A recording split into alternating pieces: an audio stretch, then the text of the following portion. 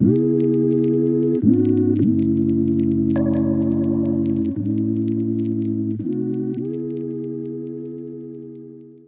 guys, it's Chris, and today I'm doing a video that I've wanted to do for a while. It's kind of 10 tips or kind of 10 things that I wish I knew at the start of my fitness journey. So for those of you who have been following me for a while, I committed myself to making a lifestyle change, to eating better, to exercising regularly, and I went from about 176 to this morning I weighed in at 146. Now I lost this weight over the course of like a year or two. It definitely didn't happen overnight, but I did it the old-fashioned way through diet and exercise. And so this video is the kind of video that I wish I had at the start of everything, just to kind of get my mind together and keep me motivated. So I'm gonna go ahead and jump on into the top tips. If any of this resonates with you, or if you have any questions, go ahead and leave them in a comment down below. You can even type as I'm talking, but let's get started.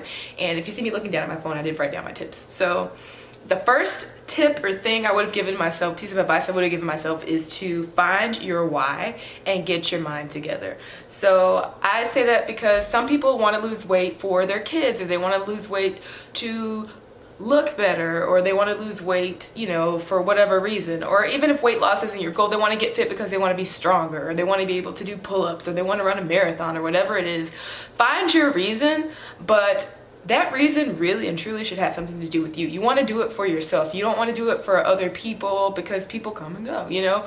Things come and go. You don't want to do it for an event. I want to lose weight for an event because that event is going to come and that event is going to go. But, you know, really there's a benefit to being fit and eating well, because you want to be here for a long time. You want to be healthy. You want to live a healthy life. You don't want to have health complications and things like that. You want to improve your health. So getting fit will definitely do that. The second thing I wish I would have known is more about goal setting and what is realistic. And this is what I actually tried to find. Like, you know, okay, well, how long should it take to see definition here? Or how long should it take to see weight loss here?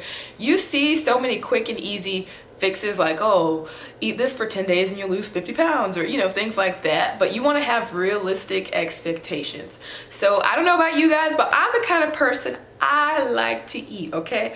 I like food. So if you're like me, you might not want to do a diet where you eat only a certain thing, you know, for 10 days, or you might not want to do like a smoothie cleanse or something like that. And to be honest, that's not even necessary. You can lose weight, you know, slow and steady. You can do it sustainable, because my thing is with the, you know, 10-day this or 20-day that, how sustainable is it really? You know, yes, you're going to eat that way for a while, but it's really about a lifestyle change, and I'm going to go into that next. But, you know, how long are those results going to last? If you lose weight so quickly, is it really going to stay off? That's why the approach that I chose to take was slow and steady.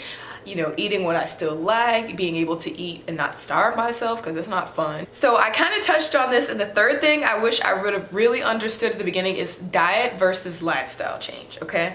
So a lot of people are like, oh, I'm going on my diet, or I've strayed off of my diet. Okay, so like a diet is like, I'm gonna eat chicken breast and rice and cauliflower for only 20 days, but a lifestyle change says, hey, I'm gonna make more healthy choices like that. I'm not gonna restrict myself to just chicken and rice and cauliflower, but I'm gonna have the things I like too. Diet mentality to me says more short-term, whereas lifestyle change seems to be more long-term. To making a healthy lifestyle change versus going on a diet, you don't feel bad when you eat a donut every now and then, because you know that more often than not you're eating healthy foods, you're eating whole foods, you're eating things that are good for your body. So having a donut here or there is not gonna throw you off. It's not something you have to feel guilty about. You can do it all. You can't have it all. It's just in moderation. Like, this is gonna require you to get honest with yourself. Okay? Stop making excuses. If you want something, if you really want something, whether that's a new purse or to change your life or to, you know, change your looks or whatever that is, if you want something, you will find a way, and if you don't, you will find an excuse. It's as simple as that. So if you want to get more healthy and fit and you feel like there's not enough time in the day, okay, find a way. Whether finding a way is waking up a little bit earlier and sacrificing watching a TV show at night so you can still get an ample amount of sleep. Whether that is, okay, well, while I'm making dinner, I'm gonna squat pot, or you know, while the food is cooking or something like that. Like there's a way to do everything. Like it's 2018. Like even if you want to, okay, if you are a couch potato, get your resistance band, do some workouts during commercial breaks or something like that. There is a way to reach your goals. Granted, I understand that sometimes, you know, people have physical disabilities that can prevent them from doing things, but you can do something. You can go walking. You don't have to go balls to the wall at the beginning of your fitness journey. You don't have to do everything all at once and be perfect all at once, but you can get moving. You can do that. So this next thing is perhaps the biggest piece of information I wish I knew at the start of this, is the scale is not the only measure of success. So there were a lot of times, like I mentioned earlier, in the beginning of my weight loss journey, I worked out consistently, I was tracking everything, but it was like the scale was not moving.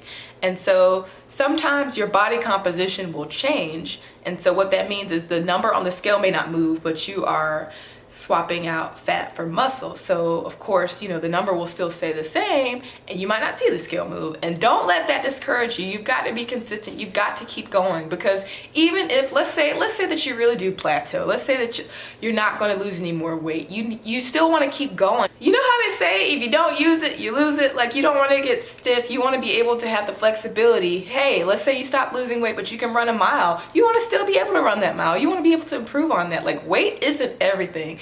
That is the biggest thing that I wish I understood up front. And like once I kind of let go of that, like there were some points during my weight loss journey where I was like, okay, well, this is it. Okay, well, I can tone up then, you know, if this is the number, if this is the set number, I can just tone up and I'll be okay with that, you know? And another thing, take progress pictures, because those will keep you going as well. Like when you're not seeing the scale moving, you can look at that picture from your starting point and you can look at your now, and even though the number may be the same, more than likely if you're doing what you're supposed to, you will see physical changes. You'll see noticeable physical changes. Another thing I wish I knew is that your weight loss journey or your fitness journey is not going to be linear. Like it's not going to be like every time you go to the gym, I'm going to be able to lift a little bit more, and I'm going to be able to lift a little bit more, and then I'm just going to get to this peak, and then that's going to be it. That's not quite how it works.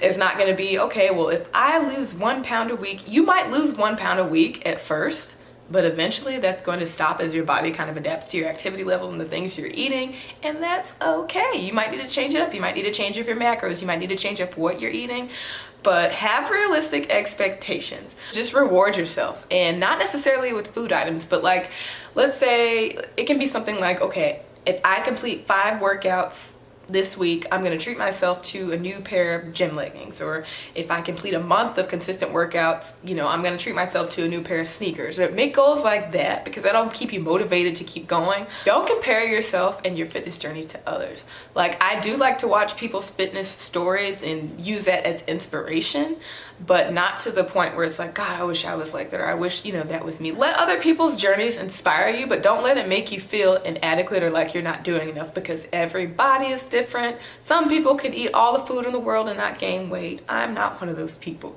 You know, everybody is different, and that's okay, but let other people's stories inspire you. Let them motivate you, give you the extra push that you need. We all need motivation sometimes. I need motivation sometimes. Like some people I follow, my motivation right now is Fit Girl Mel on Instagram. We actually are like the same height and everything, but like her body is toned and ripped, and like she just goes so hard in the gym. Like sometimes when I'm in the gym, like doing my little leg press, I'm like, Fit Girl Mel would do an extra one, let me do an extra one too. Like, I mean, use people as motivation like that.